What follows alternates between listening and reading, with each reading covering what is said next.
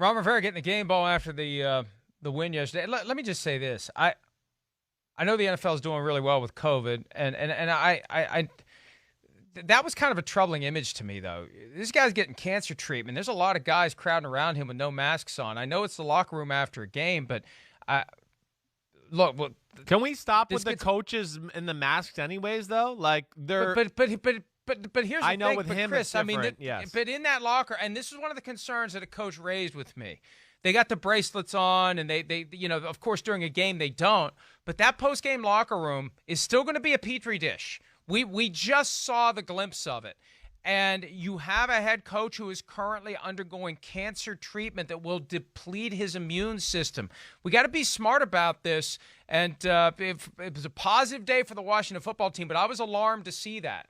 And I know when my mother was going through cancer treatments, what it would do to her immune system and how careful we had to be. That was without a global pandemic that was killing people by the hundreds of thousands. So I want Coach Ron Rivera to be smart. I want the team to be smart. I want the players to be smart. And I know it was an exuberant moment, but you have to be able to balance that out. I don't want him to get sicker than he already is. But what they did yesterday was great. It was inspirational. Down 17-0. Just like they were up over the Eagles 17-0 a year earlier, week 1, and the Eagles came out of it.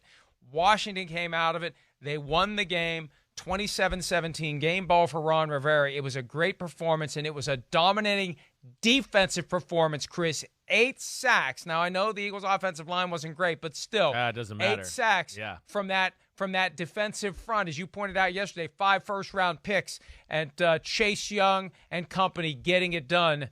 And, man, if they can keep that up, maybe they're the best team in the NFC. Well, yeah, I don't know if I'm ready to say that, but certainly it showed they're going to be a pain in the butt in the NFCs. That's for sure. Their front four can dictate football games. They can change a game, and that's what it did yesterday. Let alone, again, as much as I want to sit here and praise Washington for what they did and hanging in there and all that, I still look at that game and go, I more look at it as the Eagles just being stupid and playing careless, and I don't know what the hell they're doing. One, I would just like to say, it's too much on Carson Wentz. One, he has to have a little bit better of a governor or a break or whatever to go like, hey, this play's over. I can't take a sack. Let me throw it away. He can be reckless that way, but they need to help him too. This is what happens to teams when it's all about one guy all the time. It's all about Carson making stuff happen. And after they ran out of a few tricks of game planning and stuff, the first few drives of the game, it just becomes too much on his shoulders. And then, therefore, he's out there throwing out routes when they're up 17-0 into tight coverage. And that was stupid, and I blame him too, but I also blame the Eagles. They got to figure out the right way to execute there and not do that, especially without a run game. They have no run game again. And then you have no offensive line, yet you're dropping back to throw every play against which we know was a talented front four going into the game. So my issue is more with the Eagles, and I don't mean to say that to be disrespectful to the Washington football team, but that's just what jumped out to me more than anything yesterday. Yeah, and look, still, the Eagles were up 17-0, and Washington found a way to come back and win the game. Ryan Kerrigan, who had 2 sacks yesterday and became the all-time franchise leader in sacks, leapfrogging Dexter Manley. And that means a lot to Ryan Kerrigan because he knows what Dexter Manley means to that fan base. Yeah. Kerrigan said that when it was 17-0, they ended up, not giving up once they scored their first touchdown. That was the moment they got their confidence. When I think it was Logan Thomas catching a 5-yard touchdown pass from Dwayne Haskins. That was the thing that got them on the sidelines thinking, we can still do this. Yeah. And then at halftime, Kerrigan explained to me what happened, and we've seen the reports and the discussions. Ron Rivera was getting an IV. That was planned, so Dwayne Haskins addressed the team. And Kerrigan said, Haskins said, we can do to them what they did to us. We can do this. And they bought in. They listened to him. Anybody can utter the words. But there was something about that delivery from Dwayne Haskins, the leadership that he showed in that moment. And that's how you create a leader. That's how you seize that moment. Those are the things that are never going to show up in the scouting combine meetings or any of the tangible how fast you run 40 yards in a straight line with no pads on. This is about rising to the occasion when the moment comes. And Dwayne Haskins did that yesterday, Chris, and then they went out and they got it done. And look, we can talk about the 8 sacks, and I think that's fascinating. And I told Kerrigan yesterday, you guys need a nickname for that defense. He said, let's do it a second time before we come up with nicknames for the defense. But I think we're going to be there where we're coming up with a nickname for the Washington football team defense, a team that may continue to permanently be known as the Washington football team. Daniel Snyder, the owner of the team, said that yesterday.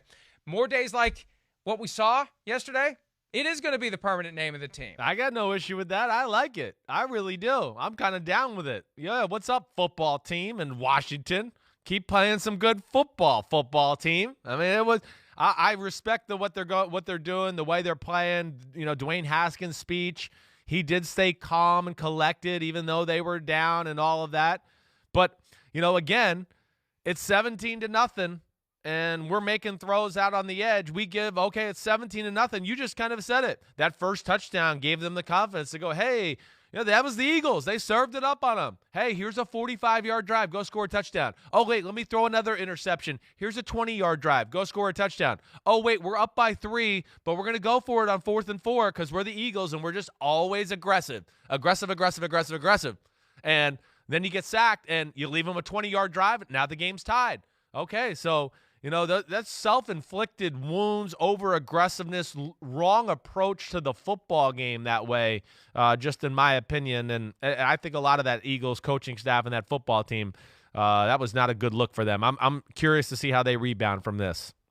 And maybe just for yesterday's purposes, a little bit of institutional arrogance that we're just going to show up and we're going to beat this team because the organization's in disarray. We just won the Super Bowl a couple of years ago. Even with all these injuries, we got a lot of good players, and we're going to come down there and we're going to take care of business.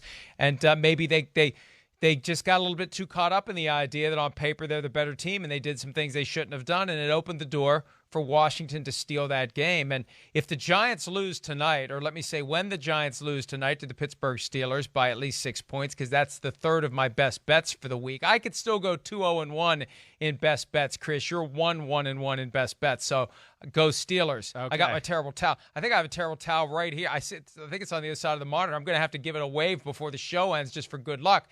But if the Giants lose, when the Giants lose, Washington will be the only 1-0 team in the NFC East, just like 49ers are the only 0-1 team in the NFC West. Yeah, it's amazing. But that's why we play the football games. It's still early, as we know. But what Washington showed yesterday was if you become one-dimensional and think you're just going to throw the ball on Washington, get out of town. That ain't going to work. They can send when you have 5 first-rounders and they mix and match who they want in there and whatever else, wow, it's tough to match up against that group. It really is. And when Ryan Kerrigan's the old man, like not as good as the rest of the group, he's that guy, that's when you know you got something special there. Hi, I'm Mike Tirico, and thanks for watching. Make sure to hit subscribe for the latest news and highlights from NBC Sports.